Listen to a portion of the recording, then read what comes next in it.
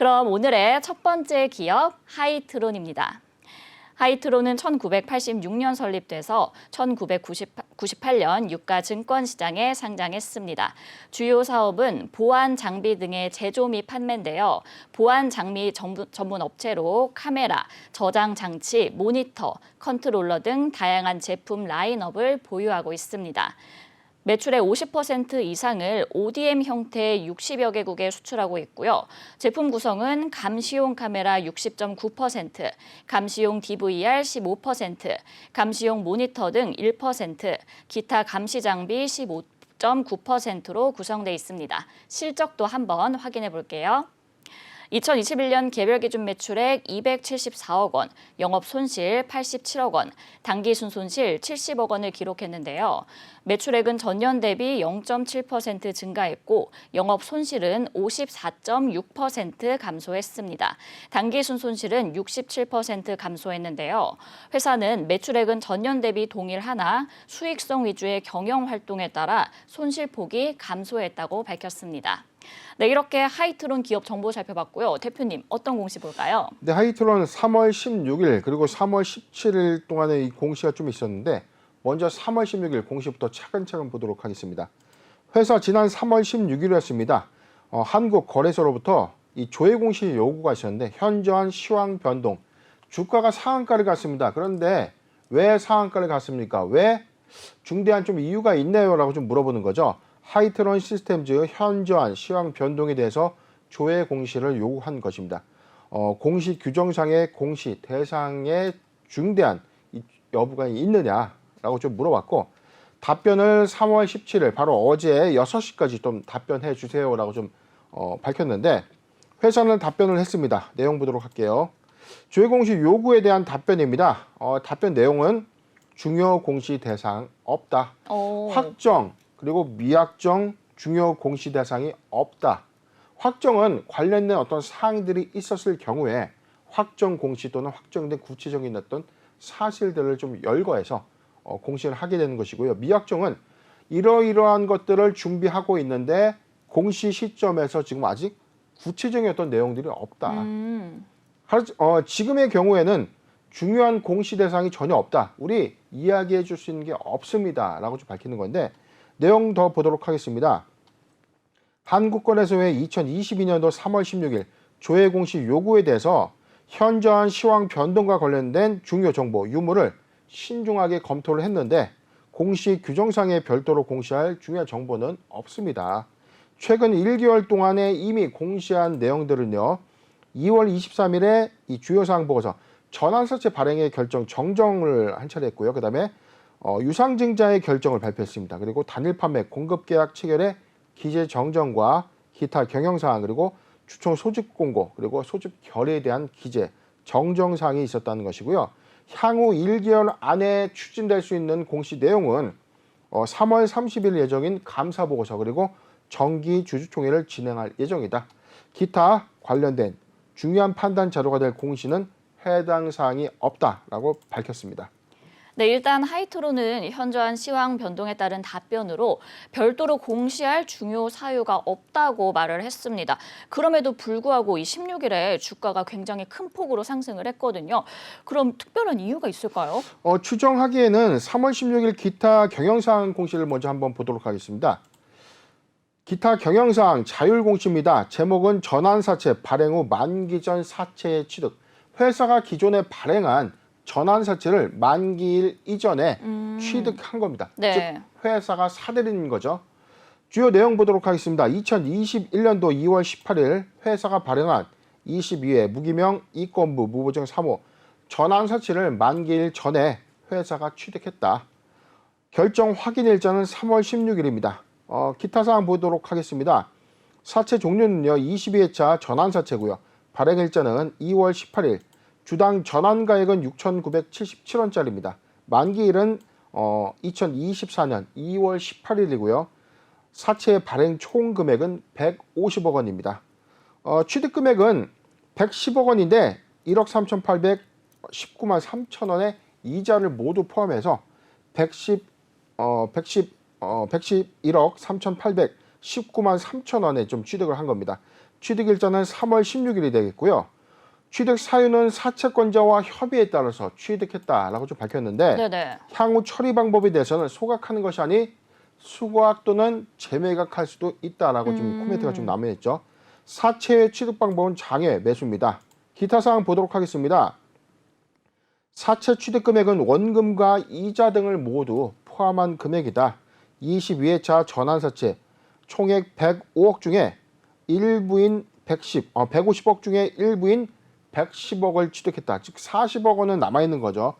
본 사채는 사채 권면 총액만 지급을 하고 이자 부분에 대해서는 상호 협의일자를 통해서 지급하도록 하겠다. 뭐냐면 전체 이 110억 원에 대해서는 먼저 취득을 하고 이자에 대해서는 추후 협의해서 일자를 지급해서 이자를 지급하겠다라고 밝히는 공시가 좀 되겠는데 사실상 이 조회 공시 요구를 해서 주가는 상한가를 갔는데 왜 갔는지에 대해서는 회사는 중요한 정보가 없다고 좀 답변을 했죠. 그렇죠. 자, 그럼에도 불구하고 지금 만기 전 사채 취득이 호재로 좀 작용될 수 있는 요인인가? 자, 이상하지 않습니까? 사채를 취득했다고 해서 이게 상한가를 갈 수 있는 어떤 요인은. 그런데 그쵸. 지금 추론해 보건데 이건 반기 검토 보고서의 어떤 이슈와 맞물려서 좀 판단을 해야 되는 것입니다. 뭐냐면 하이트론이 기존에 발행했던 전환사채에 대한 어떤 중대한 의문이 네. 반기 검토에서 발견이 좀 됐어요. 이에 따라서 검토 의견이 부적정 의견을 좀 받았는데 거기에 이따가 이제 저희가 한 번 더 다뤄드리겠지만 기재됐던 내용들이 반기 검토 보고서상에 이 전환사채의 어떤 발행에 대한 이슈가 적혀 있다는 겁니다. 그렇기 때문에 이 대상 전환사채를 회수해서 110억 원의 어떤 이 전환사채 발행 금액을 회수해서 소각 또는 재매각한다는 것은 감사 이슈를 부분적으로 해소한 것 아닌가 하는 의구심이 좀 드는 셈이죠. 자, 이러한 요인들이 반영된 효과가 아닌가 좀 판단해 봅니다. 네, 이 전환사채 발행 후에 만기 전 사채를 취득을 했는데 장외 매수로 했거든요. 그럼 특별한 이유가 있을까요? 네, 일단 뭐 이어서 좀 내용을 보도록 한데 제가 반기 보고서부터 좀 보도록 하겠습니다. 최근 보고서인 분기 보고서 9월 30일, 11월 15일에 제출한 이 분기 3분기 보고서 보도록 하겠습니다. 회사는 이 반기 검토 보고의 반기 검토 보고를 보죠. 자, 이걸 먼저 보도록 하겠습니다. 네. 반기 보고서의 의견 거절 사유를 먼저 보도록 하겠습니다. 자, 내용을 좀 더 보고요. 자, 내용을 내려서 보도록 하겠습니다. 쭉 내용을 읽다 보니까 네네. 반기 검토 보고서에 어떤 비적정이 있었고요. 의견 거절의 근거를 차근차근 보도록 할게요. 첫 번째입니다. 자금 거래의 타당성 그리고 자산의 회수 가능성에 대해서 문제를 지적했는데 네네. 본인 감사인은 회사가 발행한 전환사채 이외의 자금 이동 거래에 대해서 실질 판단하기 위해서 충분하고 적합한 검토 증거를 확보하지 못했다. 회사가 발행한 전환사채가 있었고 이거에 따른 어떤 자금이 이동했는데 이게 거래의 어떤 실질적인 어떤 내용을 유형을 판단하기에는 적합한 이 증거를 찾지 못했다. 네네. 또한 당 반기 말 현재 동거래와 관련된 미수금의 회수 가능성에 대해서도 충분하고 적합한 검토 절차를 수행할 수 없었다. 회사는 전환사채가 발행됐고 여기서 돈이 빠져나간 것으로 좀 추정이 되죠. 네네. 그래서 받아야 되는 미수금으로 개정 처리를 했는데 이 미수금이 회수가 될 수 있을까라는 어떤 의문이 있었다는 겁니다. 이에 따라서 본인은 이러한 상황이 부정이나 오류에 기인하였을 가능성을 포함해서 내부 통제의 전반적인 신뢰성에 의문이 있다. 내부 통제 절차가 매우 잘못됐다라는 어떤 의문이 있다는 겁니다.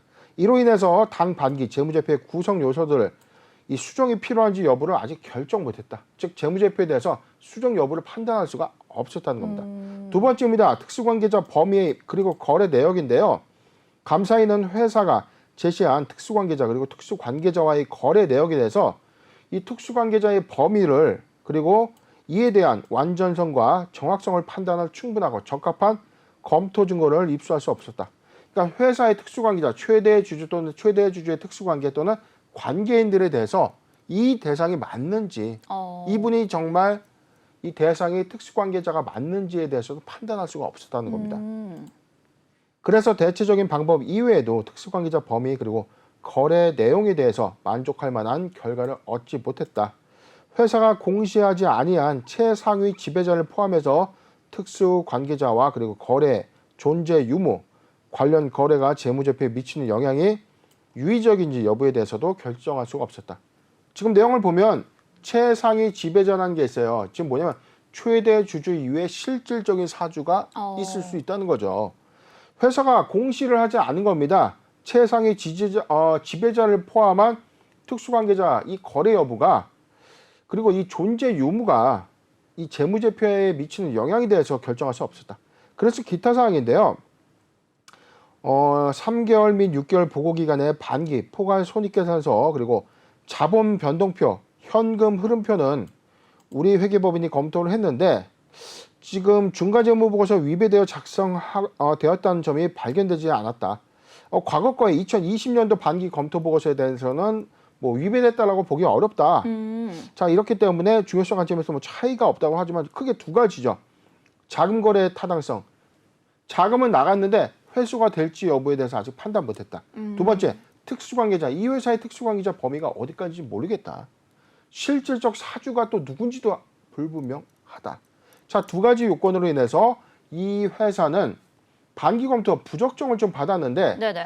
우리가 아까 유추 해석해본 첫 번째 공시를 좀 보면 자율공시상에서 전환사채를 회수했다는 것은 상한 이후에 채권 회수했다는 관점이잖아요. 자, 그렇기 때문에 이 채권의 회수는 끝났다. 그럼 소각의 이슈만 좀 남는 상태인데 네. 그렇다면 만약에 나갔던 미수금에 대한 행방이 해소 여부는 아직 확인이 되지 못했다는 점. 그리고 현재 하이트론 시스템즈의 감사가 좀 진행되고 있다는 점에서 사실상 두 가지 유추가 해석이 좀 된다. 일부 문제가 됐던 전환사채의 회수는 1차적으로 종결이 된 것으로 확인이 되고 있고요. 두 번째, 미수금에 대해서는 어떤 확인 여부는 현재 이 보고서가 좀 나와 있지 않은 상태이기 때문에 이 회수 여부가 매우 중요한 상태가 아닌가 판단해 봅니다. 네, 대표님, 그럼 이번에 이 감사 보고서 의견에서 반기 보고서에 기재됐던 이 거절 사유를 해소할 수 있을까요? 우선은 아까 맹점이 됐던 부분이 크게 두 가지지 않습니까? 네. 돈은 나갔는데 이게 회수가 될 수가 없다. 즉 나간 돈이 일단 회수가 됐습니다. 일단 뭐 피해 회복이 됐던 어떤 이유에서 명목하에서 나갔지만 다시금 이 자금을 회수했다라고 하면은 일단 회사의 유동성 문제에서는 어떤 불확실성은 해소가 된 셈이죠. 그렇죠. 그리고 두 번째, 전환사채였던 부분도 해소가 됐다라면 자, 두 가지 부분에서는 이 감사인이 판단했을 때 회수 관점에서는 장부에 제대로 반영이 됐다면 이 부분을 문제 삼을 수는 없을 겁니다. 그런데 이제 두 번째 문제죠. 이 행위에 대해서는 그럼 적정성에 대한 판단. 네.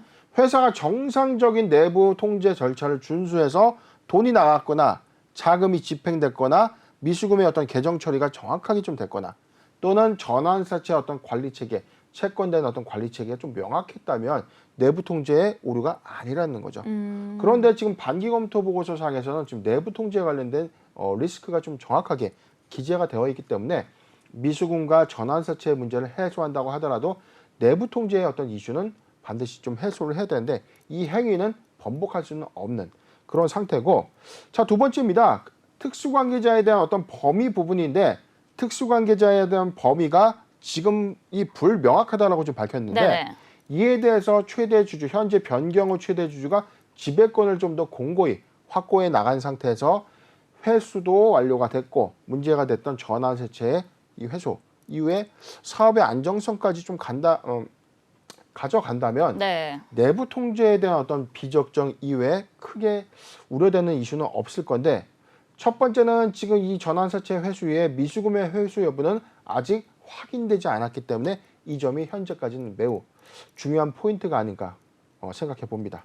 네, 대표님, 그럼 이 하이트론의 전망과 또 투자 전략에 대해서도 한번 말씀 부탁드릴게요. 네, 오늘 주가 지금 1.67% 최근에 상한가 기록한 이후에 이 회사 사실상 작년 2020년도 기점으로 보면 주가가 다소 인위적으로 좀 상승한 흐름이 좀 있었어요. 회사는 평균 주가 2,700원대 이 주식이 사실상 12,400원 최대 주주 변경에 따른 기대감 그리고 대규모 자금 조달에 따른 어떤 기대감이 좀 반영이 좀 되면서 네네.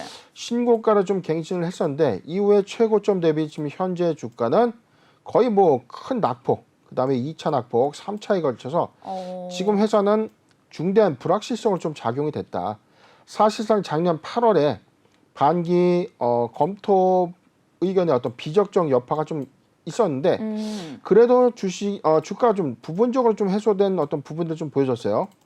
그런데 최근에 어떤 행보는 사실상 다소 좀 인위적인 형태의 주가 흐름은 좀 맞췄다는 거죠. 왜냐하면 반기 검토 보고서상의 어떤 의견 거절 사유의 해소는 아직 명확하게 좀 나온 부분은 아니었다는 거죠. 그런데 회사는 최근에 자금 조달도 좀 완료를 했고요.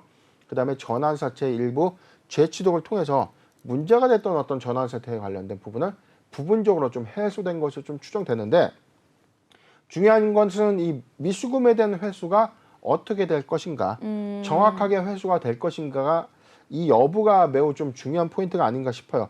그 부분이 만약에 해소가 됐다면 악재 해소의 관점에 봐도 좀 무방한데 현재는 그 리스크가 가장 큰, 가장 중대한 리스크로 좀 부각되고 있는 상태이기 때문에 자, 애석하지만 동 종목을 지금 신규적 관점에서 감사 의견이 적정으로 좀 나올 수 있다는 어떤 기대감을 갖고 매수했다간 큰일 날 수 있다는 겁니다. 중요한 점은 감사 보고서의 어떤 의견 부분을 반드시 확인하고 매수해도 늦지 않는다는 점. 자, 신규 매수 관점에서 의견 표명을 안 하겠습니다. 보유자 관점에서의 어떤 대응 전략을 좀 보면 4,000원이 이탈되지 않는다면 보유 관점이 맞는데 사실상 제가 지금 이게 유추 해석하기가 좀 애매한 부분이 이미 회사는 작년 8월에 반기 검토 보고서에서 이미 우리 위험합니다라고 이야기를 했는데 주식을 사는 행위가 이게 사실 좀 타당한가? 위험하죠.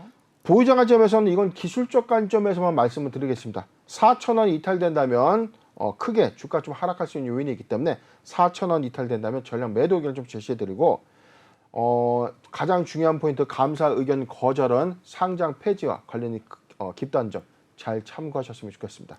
네, 이 미수금의 회수 여부가 좀 중요할 것 같고요. 신규 매수는 추천하지 않는다. 그리고 보유자 관점에서는 4,000원이 이탈한다면 주가 하락의 여력이 있기 때문에 전량 매도하는 것이 좋겠다라고 의견 주셨습니다. 네, 이렇게 첫 번째 기업 하이트론에 대해 살펴봤고요. 두 번째 기업 살펴보겠습니다. 두 번째 기업은 코이즈입니다. 코이즈는 2006년 설립돼서 2012년에 코스닥 시장에 상장했습니다. 주요 사업은 LCD의 부품인 백라이트 유닛의 핵심 소재, 광학 필름의 코팅과 도광판 및 보호 필름 제조 및 판매입니다. 백라이트 유닛은 자체 발광이 아닌 빛의 손실을 최소화하며 전달하는 부품으로 광균일도를 높여주는 부품인데요. 코이즈의 주요 고객사로는 LG전자, LG 디스플레이, 미래나노텍 등입니다. 매출 포지션은 광학 코팅 부문 94%, 조명 부문 3%, 기타 1%, 상품 매출 3% 등으로 구분됩니다. 실적도 한번 확인해 볼게요. 2021년 연결 기준 매출액 161억 원, 영업 손실 94억 원, 당기 순손실 133억 원을 기록했는데요. 매출액은 전년 대비 56.2% 감소했고 영업 손실, 당기 순손실을 기록하면서 적자를 지속하고 있습니다. 회사는 반도체 부족으로 LCD TV 생산 감소가 일시적으로 발생했고 코로나19로 인한 고객사 해외 공장 운송 차질로 손익이 악화됐다고 밝혔습니다. 네, 이렇게 코이즈 기업 정보 살펴봤고요. 대표님, 어떤 공시 볼까요? 네, 바로 어제였습니다. 회사 주요 사항 보고서 유상증자 결정을 발표했는데 내용 살펴보도록 하겠습니다. 주요 사항 보고서입니다. 유상증자 결정입니다. 신주의 종류와 수는요, 300만 주, 한 주당 액면가액이 500원입니다. 이 회사 증자 이전에 발행된 주식의 총수는 그러니까 현재 주식 수죠. 1,661만 4,175주를 발행해 놨는데 300만 주의 신주를 추가로 발행하겠다라는 공시가 되겠습니다. 자금 조달의 목적입니다. 회사는 이 시설 자금 32억, 운영 자금 30억, 채무 상환 자금 20억을 좀 배정을 하면서 전체 80억이죠. 80억 6,500만 원에 주주 배정 후 실권주 일반 공모, 기존의 주주들에게 먼저 청약의 우선권을 제공하고 여기서 청약되지 않은 잔여 물량을 일반을 대상으로 이 청약 기회를 주겠다는 겁니다. 내용도 보도록 하겠습니다. 예정 발행가액은요 2,755원이고요. 확정 발행일은 5월 3일로 예정되어 있습니다. 현재 2,755원은 지금 이 공시 시점에 발행 예정가로서 만약에 주가의 어떤 변동성에 따라서 발행가액이 높아지거나 낮아질 수도 있는 겁니다. 발행가 산정 방법은 신주 발행 산정 방법 거의 1개월, 일주일, 최근일 기준 산술 평균하는 그 공식이 있는데요. 자, 이 부분 크게 중요하진 않습니다. 청약 예정일입니다. 구주주 청약 예정일 5월 9일 그리고 5월 10일 양일간쯤 진행을 하고 납입일 5월 17일입니다. 신주 상장 예정일은 5월 30일 기재가 되어 있습니다. 대표 주관회사는 KB증권인데 전체 지금 내용을 보면 총액 인수, 미청약 물량에 대해서 일반 공모까지 가지 못하는 미청약 물량은 KB증권이 전량 인수하는 어떤 조건으로 좀 판단이 됩니다. 좀 더 내용 더 보도록 하겠습니다. 네. 자, 하단 내용에서는 청약에 대한 어떤 방법이고요. 지금 대표 주관회사는 자, 배정할 주식회사 공모부에 1억 원 이하인 경우에는 일반 청약자에게 배정하지 않고 자기 계산해서 인수할 수 있다. 신주 인수권에 관련된 사항 지금 내용을 보면은 KB증권이 전체 총액 인수 발행 형태는 좀 아니네요. 지금 다시 보니까 신주 인수권 징수 명의대에서 기간에 소유자별로 발행 처리가 된다. 네, 총액 인수 조건은 아니고 주주 배정 후 일반 공모 청약이 완료가 되면 네. 나머지 이 청약 물량은 미발행 처리가 되는 공시가 되겠습니다. 네, 코이즈 저희가 1월 방송에서도 다뤘었는데 그때 이제 상반기 내 100억 원 규모의 주주 배정 유상 증자 계획에 대해서 살펴봤거든요. 그리고 이제 83억 원 규모의 유상 증자 발행 공시가 나왔습니다.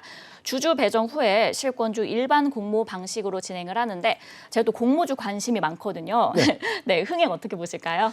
일단 이 공모주 청약이 두 가지 방식이 있어요. 네. 첫 번째는 신규 상장 종목에 대한 공모주 투자. 기존에 상장되어 있는 회사의 일반 공모.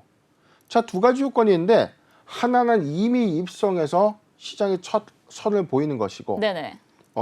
후자의 경우에는 이미 회사의 어떤 사업 역량, 사업의 어떤 히스토리들이 분명하죠. 현재 사업 모멘텀, 향후의 모멘텀, 그리고 현재 주가 가치의 어떤 변동성까지. 그런데 이 선자의 경우에 신규 상장 종목의 어떤 이 청약 물량은 기업의 어떤 밸류 가치를 처음 선보이면서 이게 시장에서 어떤 가치 판단을 앞으로 받아가야 되는 어떤 관점이죠. 시총 500억짜리가 앞으로 1,000억이 될지 2,000억 원이 될지는 시장이 판단을 해주는 거죠. 그렇죠. 그런데 지금 이미 기존에 상장되어 있는 이 회사의 경우에는 시가총액이 평가가 정확하게 좀 돼 있죠. 그렇죠. 기간에 따라서 어떤 변동성은 좀 가져가고 있지만 전체적인 회사의 어떤 밸류에이션, 그다음에 이 기간, 회계 기술을 좀 거치면서 회사의 이 표면적으로 좀 보여지는 시가총액 규모, 그다음에 회사의 가치 규모들이 좀 판단이 좀 되는데 네네. 지금 코이즈의 경우에는 사실상 이 신규 상장 종목이 아니죠. 그렇기 때문에 기존에 발행했던 주식의 300만 주가 추가로 발행될 수 있는 만큼 이후에 상장일 이후에 환금성, 주가 가치가 좀 희석될 수 있는 요인, 내가 배정받은 주식수보다 더 떨어질 수 있다는 어떤 개별적인 판단을 한다면 일반 공모 청약에 대해서도 사실상 사업의 성장성이나 실적이 좀 월등하게 좀 좋은 회사들은 오히려 수요가 좀 많이 몰리는 판국에 영업 손실을 좀 기록한다든가 지속적인 어떤 장기 불황을 좀 이뤄낸다면 사실상 이 저가의 어떤 발행된 메리트가 있다고 하더라도 희석 가치 요인을 고려했을 때 청약에 대한 어떤 흥행 요소가 좀 떨어질 수 있는 그런 상황이기 때문에 코이즈의 경우에는 실적적인 측면을 좀 보더라도 실적이 좀 좋지 못했죠. 그렇죠. 자, 그렇기 때문에 지금 161억의 매출을 해서 94억 원의 영업 손실을 냈다는 것은 이 회사의 어떤 성장 모멘텀을 판단하기엔 좀 약간 무리수가 좀 있다는 거죠. 그래서 지금 조달되는 자금은 사실상 운영 자금과 빚을 갚는 용도로 사용할 수 있는 목적으로 좀 배정이 좀 될 텐데 그래서 사실상 이게 흥행에 성공하겠다. 이게 신규 상장 종목과는 이제 온도차가 있다는 점 잘 참고하셨으면 좋겠습니다. 네, 이 저가 메리트가 있어도 청약의 흥행 요소가 좀 떨어질 수도 있다라고 예상을 해주셨습니다. 대표님, 근데 이 자금 조달 목적을 보면요, 시설 자금 조달 부분이 좀 눈에 띄는데 이 지난해 코이즈가 양극재 첨가제 대량 생산 개발을 추진하고 있다고 했습니다. 그렇다면 이 본격적인 개발이 이루어지는 것이 아닌지 좀 기대해 볼 수 있지 않을까요? 네, 지금 이 회사가 추진하고 있는 이 나노 산화 금속물 생성 기술인데요.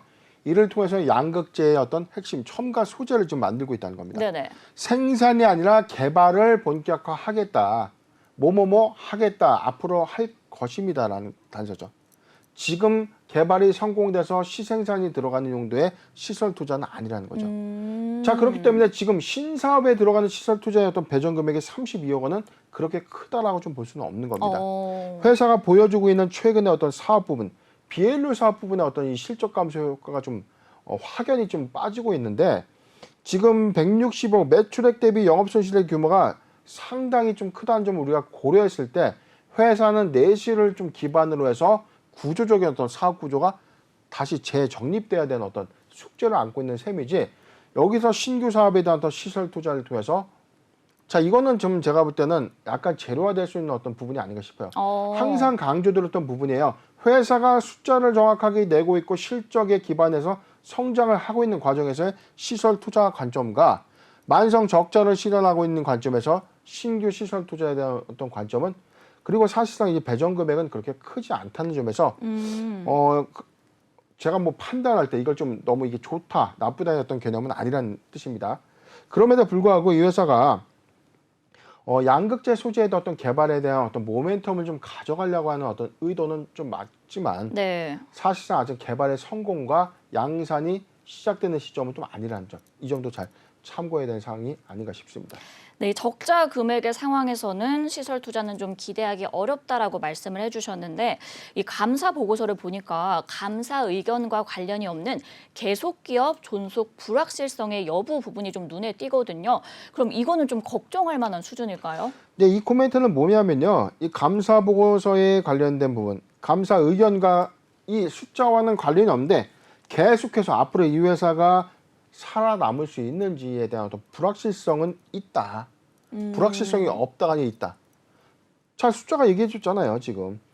이 회사의 매출액은 145억, 별도 기준의 145억 원의 매출을 기록했는데 68억 원의 손실을 냈고 114억 원의 단기 순손실을 좀 냈다는 것은 사업을 하면은 밑 빠진 독에 물 붓는 그런 형국이 되는 거죠.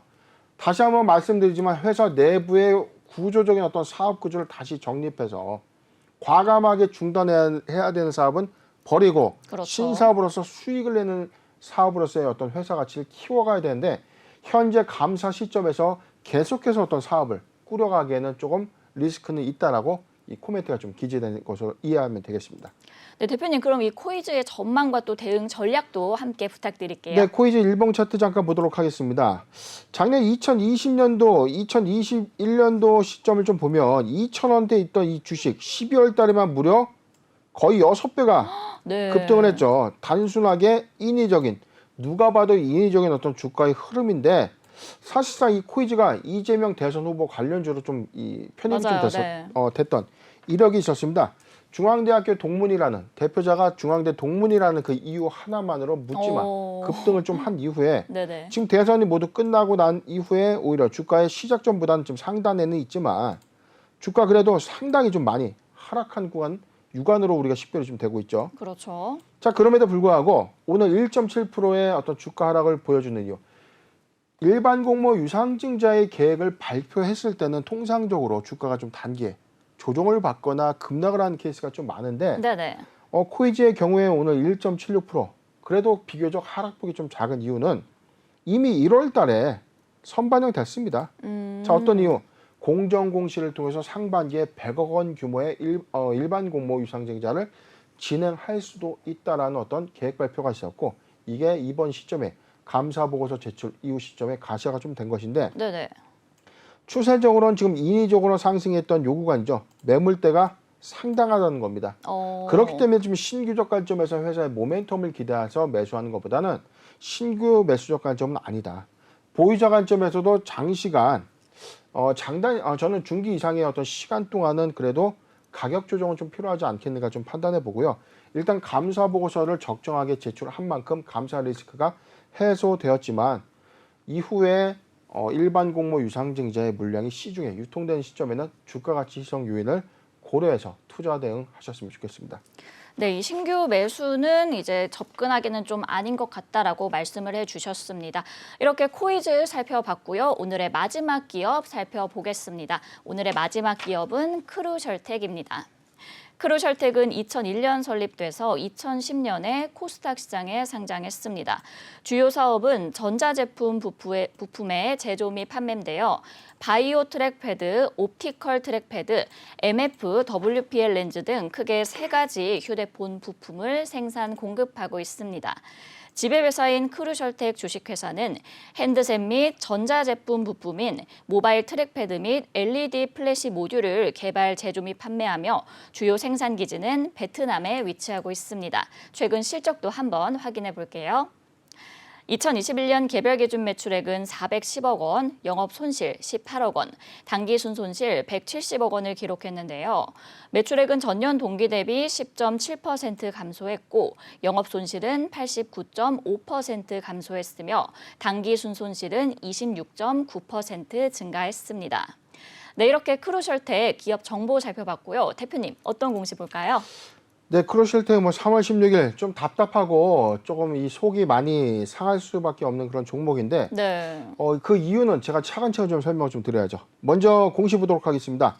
회사 3월 16일이었습니다. 내부 결산 시점, 관리 종목 그리고 상장 폐지의 사유가 발생된 것입니다. 내용 보도록 할게요. 개별 매출액은 2021년도 410억을 기록하면서 전년 동기 대비 10.7%가 감소했고 영업 손실은 18억을 기록하면서 전년 동기 대비 89.5% 손실의 폭은 크게 낮췄는데 영업 손실을 기록했습니다. 단기 순손실은요 170억이 기록하면서 26.9%가 증가됐습니다. 내용을 보도록 할게요. 매출 원가 그리고 판관비의 축소로 인해서 영업 손실의 이 폭은 좀 다소 좀 낮췄다라고 좀 밝혔는데 그래도 적자를 좀 지속하고 있는 흐름이죠. 그렇다면 어떤 이유 때문에 관리 종목 지정 또는 상장 폐지 사유가 발생됐는지 차근차근 보도록 하겠습니다. 회사 자본 잠식률입니다. 2021년도 반기까지만 하더라도 자본 잠식은 없었거든요. 근데 2021년도 기말 기준에 대규모 손실 부분이 좀 반영되고 나니까 한 5.7% 크게 우려할 수준은 아니지만 일부 잠식이 좀 발견된 것입니다. 최근 3개년도 법인세 비용 차감 전 계속 사업 손실률이 50% 초과가 됐는데 2021년도, 2020년, 그 다음에 2019년도, 지금 2019년도와 작년 2개 연속 50% 초과에 해당되면서 관리 종목 지정 사유에 사유가 좀 발생된 거고, 자, 이 부분이 가장 큰 부분이에요. 최근 4사업년도 연속 영업 손실에 모두 해당이 되는데 사실 4사업년도가 아니라 5년 연속 영업 손실 기록에 따라서 상장 폐지 사유가 발생이 된 어떤 그런 사양이 좀 되겠습니다.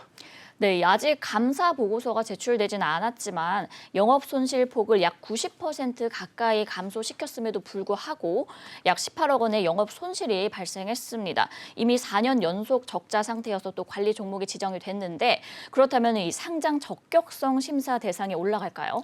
네, 투자자 입장에서는 좀 당황할 수밖에 없어요. 그렇죠. 왜냐하면은 5년 연속 적자를 시속하면은 이 주권 거래가 정지가 될 것이라고 누구나 예상을 했는데, 그렇다면 이 투자자들이 꼼꼼하게 정기 보고서를 좀 잘 살펴봤다고 하더라도 당할 수밖에 없었죠. 3분기 보고서 보도록 하겠습니다. 이 회사 3분기 포괄 손익계산서 1월 1일부터 9월 30일 기준까지만 하더라도 영업이익을 내고 있었죠. 13억 원에 영업이익을 좀 내고 있었기 때문에 2021년도 기말에는 반드시 영업이익을 냈으니까 관리 종목에서 탈피할 수 있었다. 그렇지 않습니까? 자, 개별 기준에서 탈피할 수 있었다라고 좀 예상할 수 있었는데 네네. 지금 반기까지만 하더라도 13억의 영업이익을 달성했기 때문에 2022년도가 다소 이제 관리 종목 해지에 대한 어떤 기대감을 좀 가져갔는데 네. 바로 이제 이 공시죠. 이 13억 원의 이 단기 순이익이 왜 갑자기 기말 기준에 18억 8,194만 3,315원의 손실로 좀 바뀌었는지, 4분기에 어떤 일이 있었는지 제가 추론을 좀 해보면 감사 기간 동안에 가결산 재무제표에서는 문제는 없었을 거예요.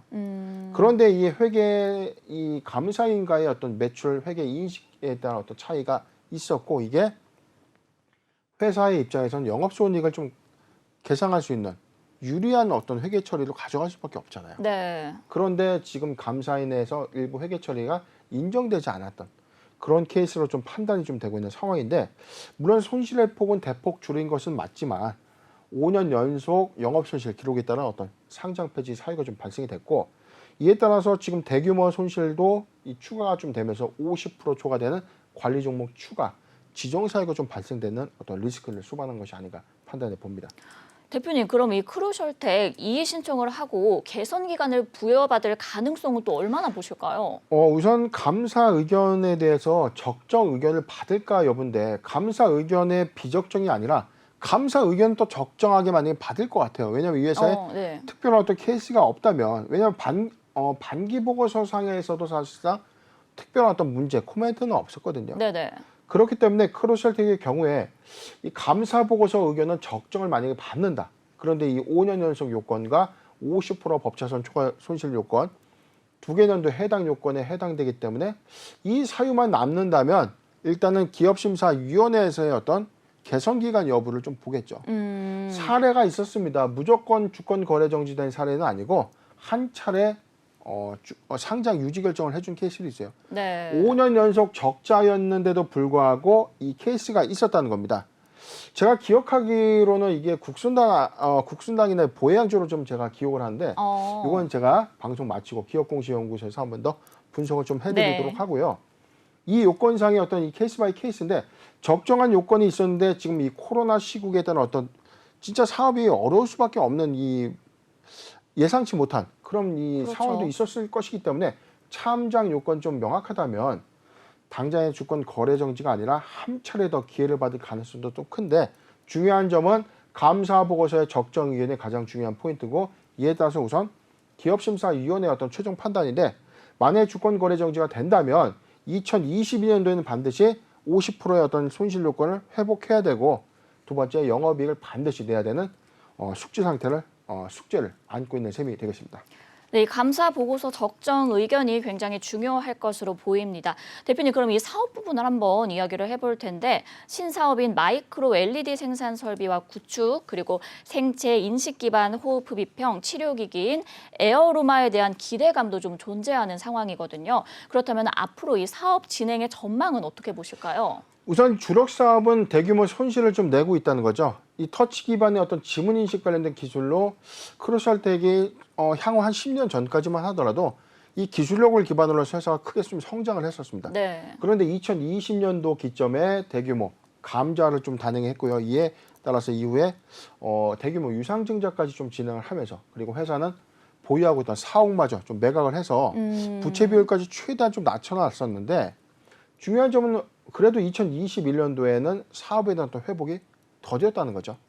그래서 야심차게 이 회사가 준비한 신규 사업 부분이 바로 이 호흡기 치료제인데, 이게 의료기기 관련해서 최근에 뭐 GMP 인증을 좀 획득했다라고 하지만, 네. 주력 사업의 어떤 이 확장을 가져가지 못하고 신규 사업에서 여기서 이 손실 금액을 대부분 메꿀 수 있다? 자, 이 점도 참 저는 의구심이 좀 약간 있다는 거죠. 뭐냐면 일단은 가장 중요한 숙제는 마찬가지로 크루셜텍의 경우에 지금 내부의 구조조정 다시 한번 잡아야 됩니다. 네. 4억도 팔고 120억 원의 자금 조달을 통해서 회사가 안정을 좀 가져갔지만 2021년도에는 오히려 2021년도에 관련된 어떤 사업 부분은 조금 부진했던 것은 사실이었기 때문에 앞으로 2022년도가 좀 관건이다. 새롭게 추진하고 있는 의료기기 사업의 어떤 성장이 명확하고 숫자를 찍어내게 된다면 회사의 어떤 판단은 달라질 수 있는데, 현재 시점에서는 GMP의 어떤 인증 이후에 정상적인 어떤 양산이 가능할지 여부가 좀 미지수가 아닌가 판단해 봅니다. 그러면 우리 보유자분들이 걱정이 굉장히 많으실 것 같습니다. 대응 전략에 대해서도 한 말씀 부탁드릴게요. 네, 우선은 이 50% 법차선 초과 요건 2개년도 해당으로 인해서 관리 종목 지정 사유가 좀 발생됐고, 5년 연속 영업 손실을 기록하면서 상장 폐지 실질 심사 사유가 좀 해당이 된 건데, 감사 의견이 만약에 좀 적정하게 나와준다면 오히려 사업적인 어떤 문제가 있었던 것 뿐이기 때문에 사실상 이거를 퇴출한다는 것은 좀 리스크하죠. 그렇죠. 회계상의 부정행위는 없었고 단순하게 코로나 시국으로 인해서 사업이 좀 어려워졌는데도 네. 불구하고 퇴출되어야 된다면 이게 너무 잔혹하지 않겠습니까? 그렇죠. 그렇기 때문에 적정 의견을 받는 것이 가장 중요해 보입니다. 두 번째, 적정 의견을 받는다면 기업심사위원회에서 상장 유지 결정을 할지 거래 정지 이후에 개선 기간 여부를 줄지 두 가지로 좀 추정이 되는데 저는 바로 퇴출되는 상장 폐지는 좀 너무 앞서간 것 아닌가 그런 생각을 좀 해보고요.